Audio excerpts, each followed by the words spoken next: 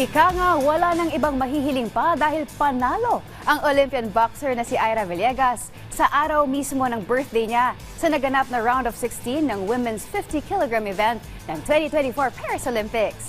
Kontra kay Rumsey Bulam ng Algeria kaninang madaling araw. 5 judges ang pumabor sa 29-year-old Tacloban City native boxer.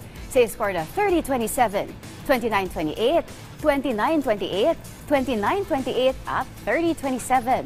Dahil sa naitalang unanimous decision win, nakuha ni Villegas ang ticket paakyat sa quarterfinals katapat ang home bet na si Wasila Caderina na magaganap nitong darating na linggo.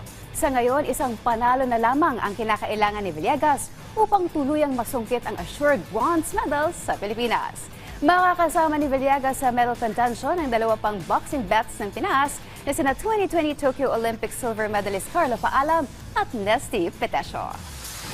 Malaking bagay ito para baguhin yung buhay ko ng pamilya ko. Yung goal po is manalo. Yun lang po talaga yung mindset. Tsaka yun nga po, focus muna, relax. Napakalaking bagay yun sa akin, lalo na po at Olympic po ito. Malaking bagay ito para baguhin yung buhay ko ng pamilya ko.